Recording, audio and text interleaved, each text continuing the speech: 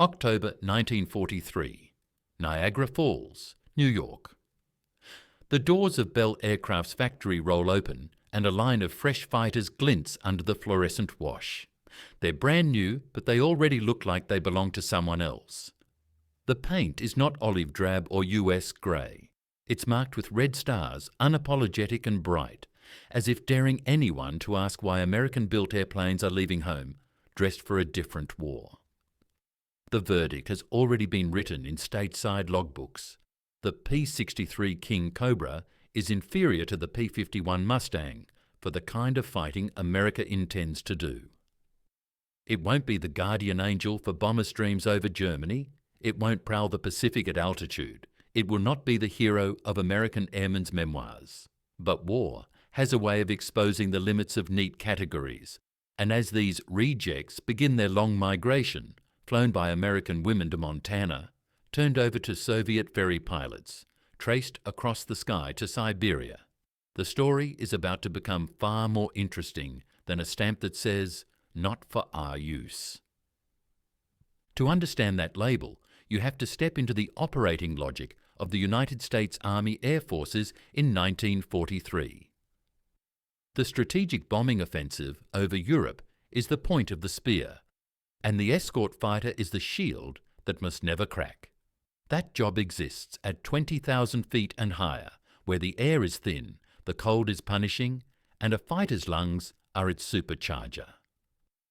The P-51 Mustang, carrying the heart of a Rolls-Royce Merlin with a two-stage supercharger, breathes beautifully at altitude and glides across the oxygen-poor sky with predatory ease. The P-63 Kingcobra, though a substantial improvement over its P-39 sibling, carries an Allison engine whose single-stage supercharger simply runs out of breath when the world turns blue. On paper and in practice, that means the Kingcobra cannot do what the Mustang must. In a war where every airplane is a tool for a job, the P-63 fails the American job interview. The rest, it seems, is shipping paperwork. The shipping paperwork tells another story, one written by the geography of a planet at war. The Alaska-Siberia route becomes a moving assembly line of courage.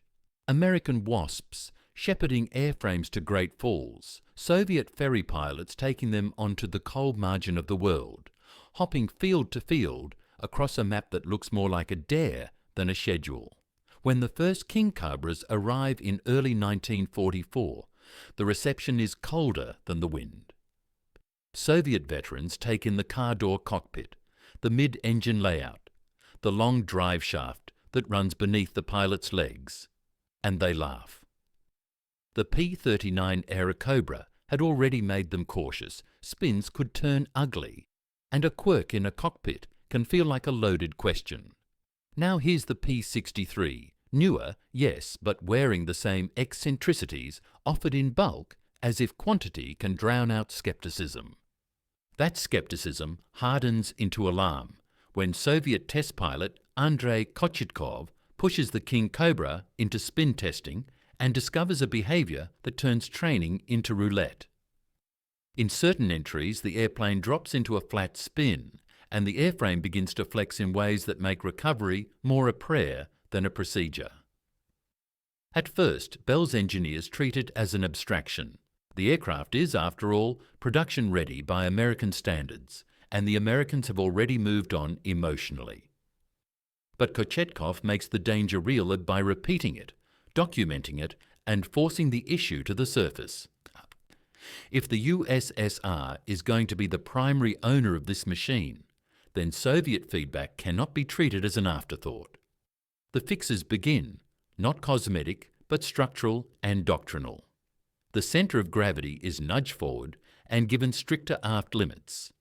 Pilot protection is increased because Soviet experience insists that armour is not dead weight, but borrowed life. Additional hard points appear because flexibility is a tactical virtue. The airplane is not transformed, but it is meaningfully redirected. The question remains, redirected toward what? American doctrine imagines a fighter's day as an escort at altitudes where breath fogs the canopy and contrails advertise every turn. The Eastern Front does not cooperate with that imagination. There, most duels happen below 12,000 feet, many between 6 and 10. The real work is low, short, violent, and frequent. Pilots fly from forward strips that resemble the word temporary. More than the word base ground attack is not a sideshow. It is the main act. Radios must be reliable. Heaters must work. Landing gear must forgive. And if a fighter cannot live comfortably in that envelope, the envelope will kill the fighter, no matter how pretty its spec sheet looks at 25,000 feet. Official agreements try to keep the Kingcobra out of the Western fight by reserving it for the Far East and the future clash with Japan. But official agreements can't hold back the gravitational pull of need. Reports, Soviet, German, and whispered, begin to circulate of Kingcobras slipping into frontline service, where the shooting is hottest. The evidence is messy, like all evidence in war, but persistent. German flak crews claim kills on aircraft that do not match P-39 silhouettes. Luftwaffe pilots recount encounters with American types that behave like something more modern than the Era Cobra. Soviet aces who built reputations in P-39s quietly transitioned to the P-63 and declined to make a fuss about the paperwork. What they discover at low altitude changes the trajectory of the Kingcobra's reputation. At the deck, the Allison single-stage supercharger is not a handicap. It is a sweet spot. The P-63 finds real speed near the ground, a kind of predatory urgency that turns chase into ambush. Its roll response, crisp and obedient, lets a pilot point the nose where it matters, in the kind of knife-range mergers that define low-level fighting. The heavy armour that American pilots complain about becomes a philosophy on the Eastern Front. In a world stitched together by flak bursts and angry rifles, armour is time, and time is the only currency that buys your return to the strip for another sortie. The 37mm cannon that felt like a blunt instrument at altitude is suddenly the right tool at the right distance. One well-placed shell through the hub can amputate a tail, rip a spar, or turn a ground target from threat to wreckage. The P-63 is not merely adequate in this environment, it is persuasive. That persuasiveness extends beyond the obvious. The cockpit is warm and sealed, a simple comfort that multiplies endurance in winters where pain can be a distraction, and distraction can be fatal. The radios function with a reliability that tightens formations, shortens reaction times, and lets tactics become choreography rather than improvisation. The tricycle landing gear, a design choice that looks like a footnote on paper, becomes a daily blessing on battered strips where angle of attack and visibility at rollout spell the difference between mission count and maintenance headache.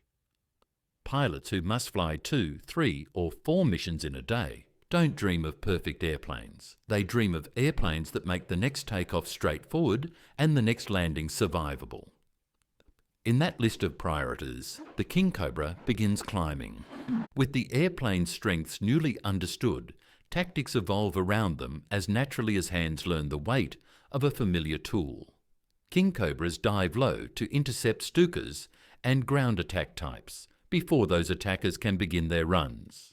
They slant across armoured columns at speed, firing and braking, before the enemy can concentrate return fire. They escort IL-2 Sturmovix with an ease that balances two demands at once, staying close enough to protect the bomb-laden workhorses while remaining fast enough to pounce on threats. Units that adopt the P-63 find that their pilots no longer fight the airplane to fight the enemy.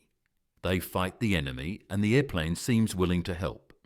The proof is not cleanly collated in a single archive because very little about late war reality is cleanly collated. But it shows up in enough places to draw the outline of truth. The P-63 appears where it was not supposed to appear. It performs in the conditions for which it was never designed, and it does so with a competence that embarrasses the simplicity of the word reject. By the time the Soviet Union pivots east in August 1945, the Kingcobra has already earned its unofficial resume. Now it gains its official lines. In Operation August Storm, P-63's fly escort, close support and interdiction over Manchuria, Korea and the Kuril Islands. On the same day, the Emperor's voice carries surrender across the radio. A Soviet pilot records the type's first recognized aerial victory against a Japanese fighter.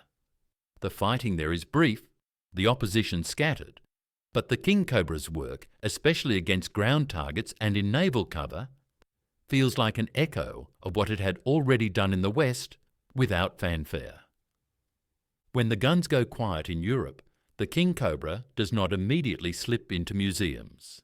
It lingers, and its second career in some ways is as consequential as its first. Early jets are coming online, and they bring with them a different way of landing and a different way of seeing the runway. The tricycle gear that made rough strips manageable also makes jet transition intuitive. Instructors can talk sight picture and flare cues in an airplane that forgives mistakes, then send pilots to jets where the air moves faster and the forgiveness runs thinner. The P-63 becomes a classroom with a propeller, and thousands of pilots will walk through that classroom on their way to a swept-wing future. Meanwhile, in another theatre, French crews in Indochina wring value out of their own allotment of Kingcobras, until spare parts become a bottleneck and newer, easier-to-support types take over. Even there, in a different climate and a different war, the airplane's affinity for the lower sky remains evident. This is the point where the numbers deserve a clear sentence, not to win an argument, but to set scale.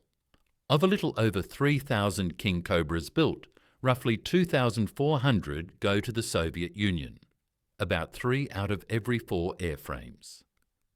By May of 1945, more than 1,000 are still on the books in operational units.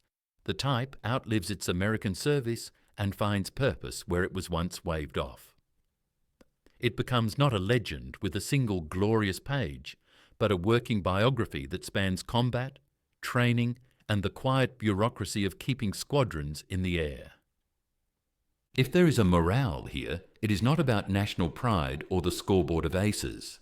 It is about doctrine, and how doctrine quietly shapes our idea of good and bad technology, without telling us it's doing so. The P-63 was not a bad airplane. It was a mismatched one, for a specific American requirement at a specific time. In the wrong envelope it wheezed, in the right envelope it hunted. In the wrong tactic its cannon felt clumsy, in the right tactic it was surgical. Armour is a liability when your enemy is hypoxia and range. Armour is a friend when your enemy is a hedgerow full of machine guns. To read the Kingcobra's tale as a failure redeemed by chance is to miss the point. It is a case study in context, a reminder that air war is not fought on paper, and that the paper's margins often conceal the places where real pilots live and die. There is also a quieter human thread that stitches the narrative together, visible if you choose to look. Women on both sides of the ferry route fly these machines, often with little public acknowledgement, pushing them across continents and seasons so that other pilots can fight in them. Their work is not glamorous in the way combat is marketed, but it is indispensable. The Kingcobra's reputation is shaped by what it does in the hands of frontline squadrons. Yet its very presence at those squadrons depends on the steadiness of people who will never feature in victory tallies. It is fitting somehow that the airplane which teaches humility about doctrine also teaches humility about credit. By the time the last Soviet Kingcobras are retired in the early 1950s, some officially, some informally kept on as trainers. The airplane has left fingerprints on more pilots than its American critics would have believed in 1943. It has escorted ground attack juggernauts across bleak horizons, snapped into dives that left pursuers behind, absorbed punishment that would have shredded lighter machines and whispered the habits of jet landings into cockpits not built for jets. It has fought in wars where its name barely appears in official rolls, and it has trained men who will fly fighters with names that still dominate air power histories today. So what is the Kingcobra in the end? Not a legend in the way the Mustang is a legend, and not a mascot in the way the Spitfire is a mascot. It is something more practical and, in some ways, more revealing. It is proof that a machine's worth cannot be measured without first asking, for which fight? The Americans looked at the ceiling and saw a ceiling. The Soviets looked at the treetops and saw a weapon. The airplane did not become different as it crossed oceans. The war did. And because the war did, the Kingcobra could be both rejected and beloved, underrated and indispensable. A footnote in one narrative and a key sentence in another. That is not a contradiction.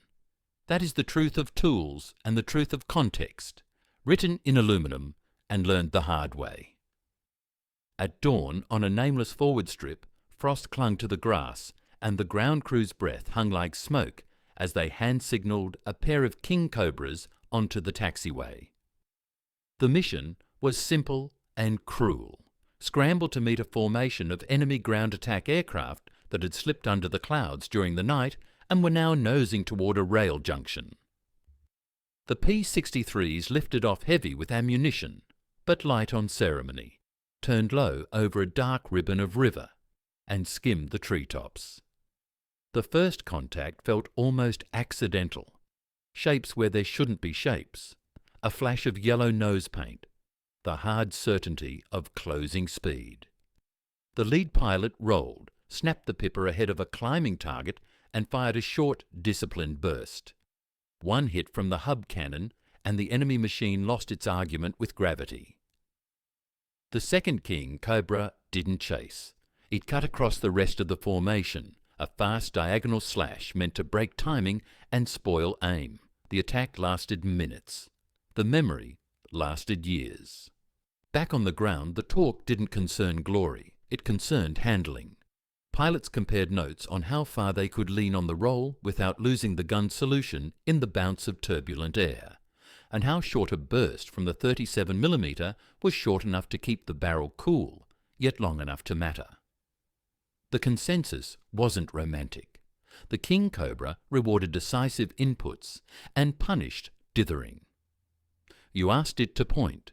It pointed. You hesitated. It wobbled.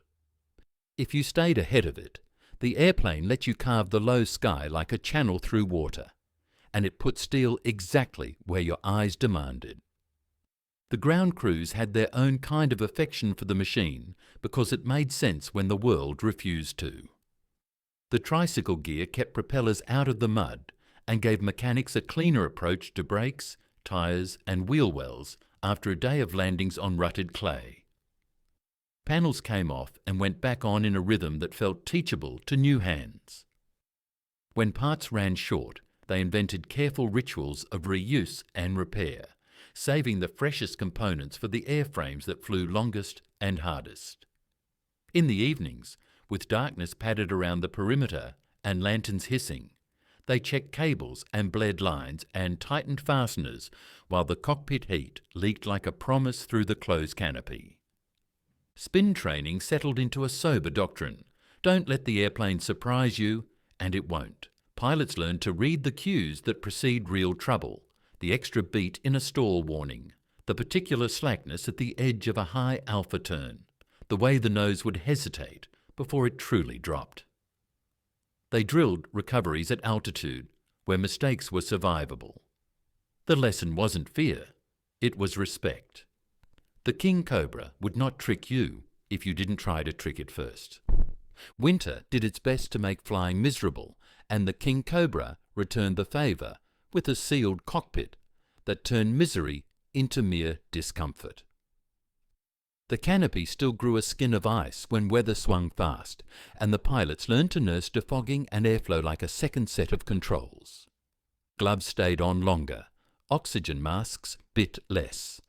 In the kind of cold that hollowed men out from the inside, being merely uncomfortable felt like luxury, and luxury translated directly into stamina. Stamina meant another sortie when the schedule said one more was impossible. Radios altered the texture of combat in ways that statistics never quite capture.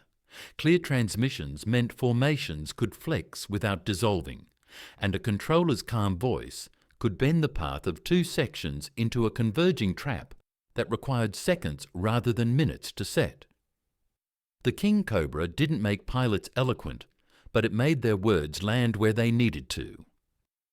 In an air war fought at low altitude, where every minute exposed you to 100 small hazards, shave time and clean coordination were not conveniences. They were survival strategies. The ferry route north remained a test of nerve even after crews learned its moods. Navigation could go astray where the compass behaved poorly and landmarks turned monochrome under snow. Fields that looked safe in a schedule book looked treacherous from 1,000 feet, and rivers offered themselves as runways with a gambler's grin. The pilots who moved the P-63s across that landscape spoke matter-of-factly about cold, wind, and the reliability of habits. They did not perform heroics, they performed consistency, which is a quieter species of courage. Commanders made their peace with the difference between the war they had written down and the war they had. Paperwork said, hold these for the Far East. Reality said, this sector needs speed and armour now. The solution was often unadorned. A squadron that could use the Kingcobra got it, and the results were measured not in reports, but in fewer enemy sorties completed, and more crews walking back from their airplanes after the day's last landing. The politics of it remained subdued. The practice of it did not. When the airplane shifted into its role as a bridge to jets, instructors found themselves repeating the same sentences in calmer air. Look farther down the runway. Control your pitch with your eyes, not your hands. Let the tricycle gear teach you what flare should feel like. In the P-63, students learned to align a nose wheel with centre lines that would one day blow past the canopy at speeds a piston engine could never produce. The quiet repetition of those approaches day after day did something that combat rarely had time to do. It built confidence deliberately. Far away, in thick heat and monsoon haze, the same basic airplane fought a different war. The humidity changed the way engines felt, and the terrain changed the way pilots made decisions. Maintenance adapted to a climate that corroded where winter had cracked. The Kingcobra's strengths, straight shooting, quick roll, stubborn armour, still made sense, but logistics argued back. When spares dried up, crews faced an arithmetic as unforgiving as any dogfight. Fly today and risk grounding tomorrow, or stand down and preserve a shrinking stock of parts a little longer. In the end, replacement types arrived not because the P-63 had forgotten how to fight, but because the supply chain had. After the fighting faded, boneyards swallowed airframes with the same appetite that factories once had for aluminum. Some Kingcobras were cut down to scrap without ceremony. Others lingered at the edges of airfields as if waiting for a mission that would not come. A few found their way into museums where the paint shone and placards tried to shrink complex lives into tidy paragraphs. The pilots who had flown them rarely spoke in superlatives. They remembered how the airplane felt when the sun was low, and the air was lumpy, and the engine was hot, and the mission was still not finished. They remembered the way the nose would settle when you got the sight picture right, and the way the landing felt when you hadn't rushed your judgment. If you stitch all of these threads together, the dawn scrambles, the maintenance rituals, the ferry legs over white silence, the arguments with weather, the compromises with politics, the patient work of teaching landings, you arrive back at the same conclusion by different roads. The Kingcobra was not an answer in search of a question. It was an answer to a different question than the one the United States happened to be asking in 1943. In the sky it was built for, it fell short. In the sky it inherited, it fit. The airplane didn't change. The context did. And when context changes, reputation follows, sometimes late, sometimes grudgingly, but inevitably for those who were there to see it. If this flipped how you think about good and bad airplanes, tell me in the comments. Was the P-63 a failure or just fighting the wrong war? Share where you're watching from and any family stories about Lend-Lease birds.